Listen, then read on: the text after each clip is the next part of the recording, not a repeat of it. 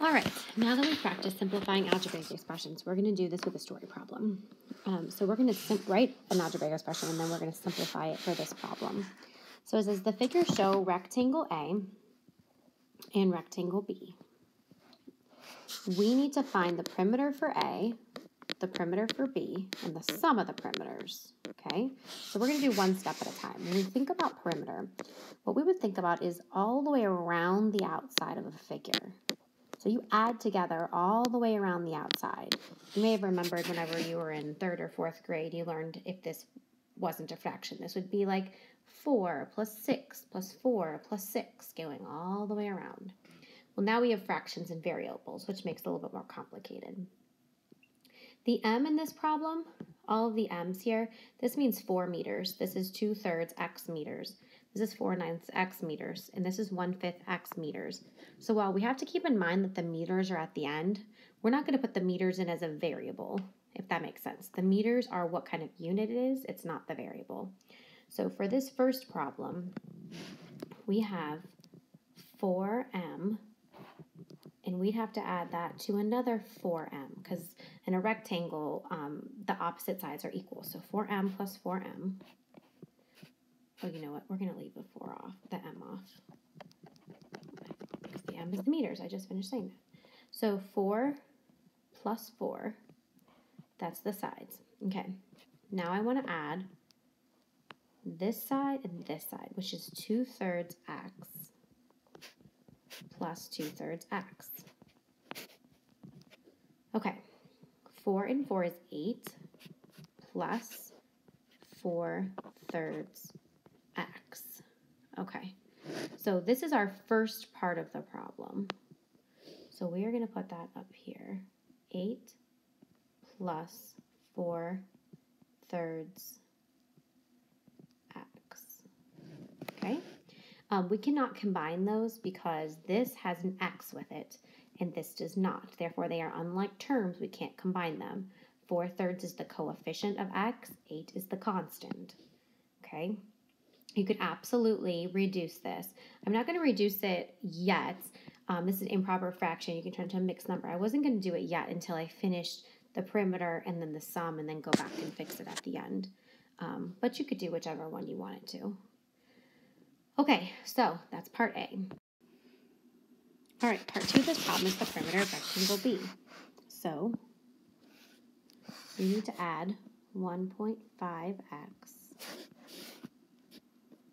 plus 1.5x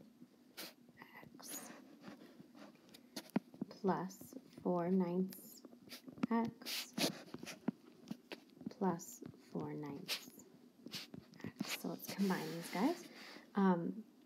These are all x's. They all have an x for the variable. So I can actually combine all 4 of these.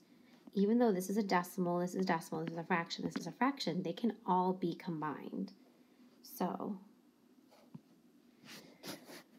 let's put these guys together first. So 1.5x and 1.5x is 3x plus 4/9 x plus 4/9 x would be 8/9 x.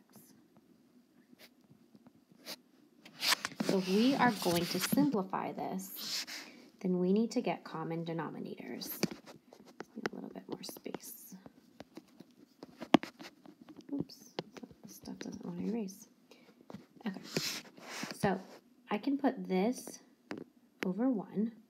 Now, when I'm adding fractions, I need to have common denominators. So I got to make this 1 into a 9. So I'm going to change my color here. We're going to multiply this times 9 and multiply this times 9. So I'm going to have 27x over 9 plus 8/9 x. Okay, now I can add these. They both have the same variable, they both have an x, they both have common denominators, so we just have to add 27 and 8. This would be 35/9 with an x to the side. If I have 35/9, to put that into a mixed number,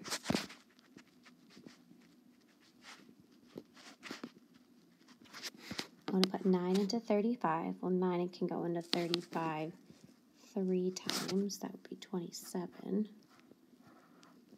And when you subtract these, you would get 8. So 3 and 8/9.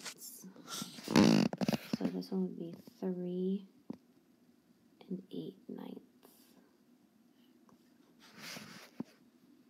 Okay. The last part of our problem wants us to find the sum of these two. So sum means addition. So we're going to add these guys together for our final step. So we have 8 plus 1 1/3 x plus 3 and 8/9 x. Okay. We need to make common denominators here. So we're going to make this a 9. 3 times 3 is 9, so I have to do times 3 up here. So this is going to become a 3. So now I have 8 plus 1 3/9 x plus 3 and 8/9 x. Okay. My 8, I'm just going to kind of move up here so I can see it. My 8 is not going to change because it doesn't have a variable, so I can't combine it with anything. 1 plus, I'm going to add my 1 and my 3. That is going to be 4. Then I add 3/9 and 8/9. That would be 11/9. And I can't stop there because this is an improper fraction. So when you tip this over, this has to go underneath because it's on the top of the fraction. 9 goes in 11 once. So this is 1 and 2/9. So we're doing 8. 4 and 1 would be 5. And 2/9 x. That is my final answer. It was quite a bit of steps to take to get there, but you know, story problems, you have to go slow and you have to work through. What we did was we found the perimeter of A, which was here, the perimeter of B, which is here, and the sum of them would be them together.